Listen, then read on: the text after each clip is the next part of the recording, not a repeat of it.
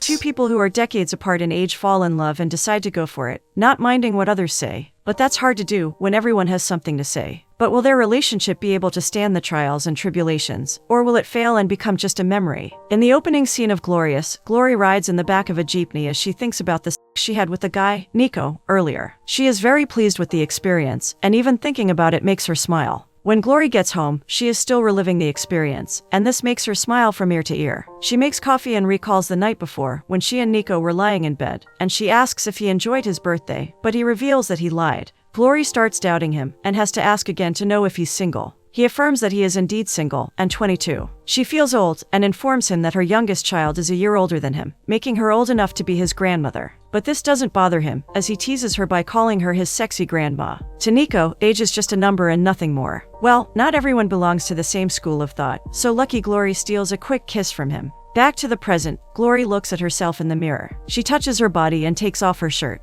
She checks her sagging arms and smiles, knowing that someone wants her, despite how she looks. Still with this thought, she sits in a chair and starts to play herself, as she remembers her night with Nico. The previous night, we watch as Nico carries her to the bed romantically, wondering how she survived without getting laid for 7 years. Her reason is because she was waiting for the right man, which he assumes is him. Her husband had been the one, and Nico wonders if she's going to tell him not to text her afterward. Back in the present, Glory reaches climax, and has the table and mirror shaking. It's insane how just a thought has her feeling this way. She's almost caught in the act by her daughter, Mia, who walks in on her. In the next scene, we see another flashback to the past, revealing how Glory and Nico first met. Glory comes out of her room, and so does her husband, Mike. Mike is annoyed that she didn't follow his instructions while he was away, and he thinks her reason is nothing but an excuse. This leads to an argument, and Mike takes it a bit far by insulting her, bringing up her brain surgery, but she thinks he's to blame for her getting the brain tumor. She brings up his affair, but he dismisses the topic and continues degrading her. She gets upset, as anyone would, and defends herself from his verbal abuse, asking what he wants from her. Mike gives her some money to get a new lampshade, but takes it back, because he doesn't trust her. He tells her to pick a nice one at the mall, and he'll pay for it.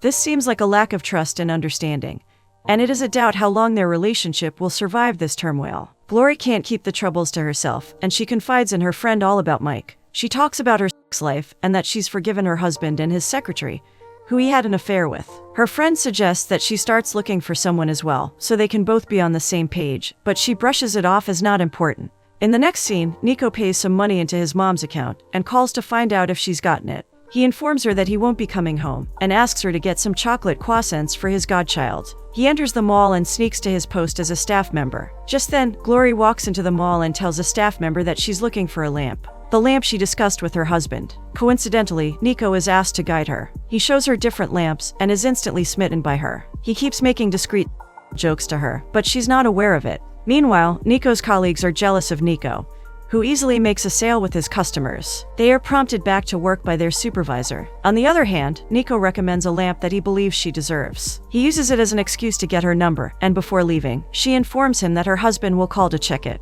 Later in the evening, Mike is set to leave, but Mia begs him to stay, since it's her and Glory's birthday week. But he's reluctant, and explains that someone's waiting for him on his trip to Manila. Mia keeps insisting, but Mike gives her and her brothers Joey and Sam some money instead, which makes her feel better about him leaving. He also gives Glory some money for her expenses. But he doesn't stop at just giving her money. He belittles Glory's taste in front of the children. When Mike leaves, Nico calls Glory to inform her that her husband didn't like the lamp they picked, but she knows this already. He asks her to come by so that they can pick another one, which is an excuse for him to see her again. Glory absent-mindedly agrees. Well, it seems Nico's plan is working out. In the next scene, Nico rides his motorcycle to meet the friend of his ex-girlfriend. His ex, Issa, comes out from behind her friend's car, drunk, constantly repeating that she misses him, until she passes out. Nico helps her into the car and tells her friend to make sure she gets home. Meanwhile, Glory celebrates her birthday with some friends and family. She's touched by their thoughtfulness, and appreciates her friends for organizing the party. When her friend asks if she's happy, she tears up when she thinks about her life. Her birthday wish is to have someone beside her, because her husband doesn't pass as a companion. Not even a friend. He is more like a stranger. Her friends comfort her and make her smile. Meanwhile, Glory's phone starts ringing, but she doesn't hear it. It's Nico. Nico chats her up, and they start texting. He constantly flirts with her, and asks her out to eat. When she agrees, Nico rejoices. Glory boards a jeepney to meet Nico, but sees a fellow member of her church, Sister Carol, who informs her that the church's prayer meeting will be resuming. She gets nosy and asks where Glory is going. She tells Carol that she's going to meet a friend, but lies to her that she's going to buy something at Sessions Road when Carol doesn't hear her the first time. Glory gets uncomfortable and quickly comes up with the excuse that she forgot something. In the next scene, Glory goes to the restaurant where she's supposed to meet Nico. She looks around, but can't find him and proceeds to leave. She is stopped by Nico, who holds her hands and takes her to their table. When they sit, they start talking, and Nico flirts with her, making her smile shyly. Their order comes, and they dig in. He says that it's his first time, and Glory says the same. Nico is surprised, because she's the one who suggested that they eat there. He has gotten the wrong meaning of her words. So, she explains that it's her first time meeting up with someone, and he clarifies that it's also the first time for him.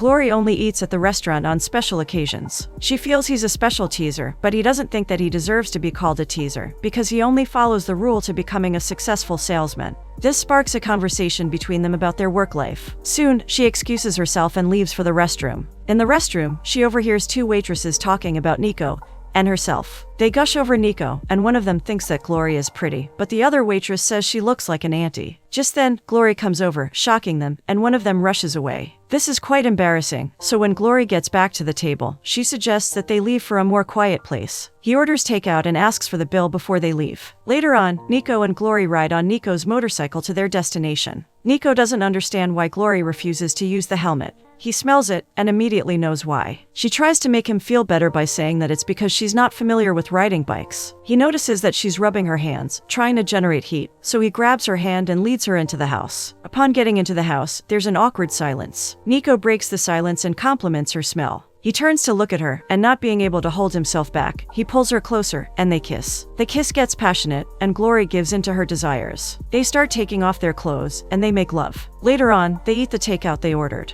Glory starts feeling guilty about what just happened, and tells him that they can't continue with the relationship, but he becomes stubborn. He puts on a shirt, wanting to look decent for the conversation they're about to have, and asks her what went wrong. Glory explains to him that she's married, but Nico couldn't care less. He boldly says that it's not her husband she likes. Curious, he asks if she likes him, and she nods. This makes him convince her to stay with him. In the next scene, Glory tells her friend all about her escapades, expecting her friend to be happy for her. But her friend does not support the idea, and reminds her that she's married. She explains that she was convinced by Nico to continue with the relationship, and gushes about it, but her friend still isn't pleased with her decision. Another reason she doesn't support this relationship is that she's too old to be with a youngster like Nico. She seems to be repulsed by the fact that Nico is a year younger than Glory's last born. But Glory disagrees, because she has never felt this alive before. Her husband always made her feel less of herself, and here is a welcome change for her. The next day, Glory lies to her daughter that she's going for a prayer meeting. But Mia informs her of the plans they made for the day. Glory suggests they postpone it till the next day. Even when Mia tries to tell her that she has some schoolwork the next day, Glory doesn't hear her and rushes out. She's in such a hurry that she doesn't notice the guy who sneaks past her into the house. The guy who sneaks into the house turns out to be her daughter's boyfriend, Gyro, and they start making out. It has now become a mother and daughter thing. Having the house to themselves, Mia and Gyro are making out when she gets a call from Sister Carol, her mom's church member. Carol asks about Glory's whereabouts, but Mia informs that her mother is at the prayer meeting. Well, Glory gets busted, because Carol says that Glory has not been attending prayer meetings. Meanwhile, Glory has gotten to Nico's place. Worried, she mentions that she noticed people talking about their relationship on her way to his house. He doesn't want her to get worried about what others think, claiming that it's more about their connection, even when she tells him that she's a private person. Nico tells Glory not to bring up the topic of their age gap again, and gives her a credit card. He is so smitten that he wants her to stay with him, but that is such a huge step, and Glory wants to ask her children before making such a decision. In the next scene, Glory gets home. She walks in on her daughter in her underwear, and coincidentally, her daughter's boyfriend comes out of the room. He quickly rushes back in to get his clothes. Shocked and disappointed, Glory can't help but scream as the boyfriend runs out of the house. Mia comes down fully dressed and sits across from her mother. She apologizes to her mom, but Glory is still very agitated at the moment. She's surprised to know that her daughter has a boyfriend, but Mia explains that she loves him, adding that he was the one beside her when she was going through a phase. Glory realizes that she has not been available to support her daughter, and apologizes to a weeping Mia. Later on, Glory cooks dinner for her children before telling them that she's in a relationship, and that she plans on living with him. Mia's suspicions have been confirmed by her mom's words, and she's upset that her mom is having an extramarital relationship. Glory doesn't want to hear it, and reminds Mia that Mike has another family. She also informs them that Nico is younger than Mia. Joey is okay with it, but Mia walks out of the room in annoyance. Joey doesn't want her to leave them, but she promises to visit every weekend. Glory moves into Nico's place, and things seem to be going well. Nico gets promoted and also starts getting along with Mia. Even the love between Gloria and Nico blooms like there is not even an age gap between them. Nico always speaks words of assurance and confesses his love. He's curious as to why she didn't get a divorce, and she explains to him that Mike thought it was a waste of money. Nico decides to save to fund the annulment of the marriage, informing her of his plans to get married to her. Glory feels loved like never before. She confesses her love for him, but suggests that they shouldn't talk about it till they're both financially stable, because they're both not doing very well in business. Soon, Nico gets promoted to supervisor level. At work, he's pulled aside by a fellow staff member, who informs him of the owner's possible plan to shut the business down. However, the colleague offers to introduce him to a friend who can employ him, adding that it's an insurance job. He gives Nico a paper and leaves. Upon getting home, he sadly informs Glory of the latest development in his work. Without a job, it will be really hard for them to survive. Except they get a miracle. In the next scene, they decide to take a significant step in their relationship, but Mia protests the idea. Glory and Nico go on a trip to his hometown. They get to Nico's family home, where they meet his family members. He takes her to meet his grandmother and introduces her as his girlfriend. Nico is informed that his father is looking for him, and he leaves Glory with his grandmother. Nico's grandmother feels the need to tell her that their family isn't wealthy, adding that their only wealth is their family relationship. Nico comes back and takes Glory away to see his father. Glory chats with the female members of the family, while Nico chats with the men. They inform Glory that the hometown is peaceful if she ever chooses to move there. They add that disobedient people are not allowed, pointing to Nico when he peeks through the door. Nico enters the room where the ladies are, and the others excuse them. She soon realizes that public displays of affection are forbidden in the house, so they have to go and kiss outside. She doesn't understand why it's not allowed, but he promises to explain later. In the next scene, things seem to be going on smoothly, and Glory has dinner with Nico's family. They serve her the family's delicacies and gladly answer any question she asks. Nico secretly puts his hand on Glory's lap, and he tries to place it in between her thighs, but she slaps his hand away. They advise her to give birth early due to her age, but she gets angry with the way Nico is behaving and walks out, annoyed. In her defense, Nico explains that she was feeling overwhelmed. Later on, Nico is put in a separate room from Glory. He goes to her window, but she ignores him. The next day, Nico and Glory head back to town, but Glory is upset. He asks if she's still annoyed about last night's incident, and she explains that she doesn't like that he was trying to have fun with her in the presence of his family. He apologizes, promising that it won't happen again. Later on, Glory wakes Nico and tells him that she's alighting at a different junction. In the next scene, Nico surprises Glory by coming to her pottery shop. He's annoyed that she didn't come home and kept him waiting. This is when she tells him that she can't give him a child, and it's been weighing her down, but he doesn't care about having a child, as long as he's with her. He pleads with her to come back home, and she kisses him. Nico joins Glory to make pottery, and he brings up the topic of adoption. She agrees to adopt a child, who they'll name after one of his ancestors. In the next scene, Joey goes for his early morning jog when he receives a message. He runs home and knocks on Glory's door, informing her that Mia has eloped with her boyfriend. This shocks Glory, and she tries to call her daughter, but she's not picking up the call. She cannot fathom why her daughter would do such a thing.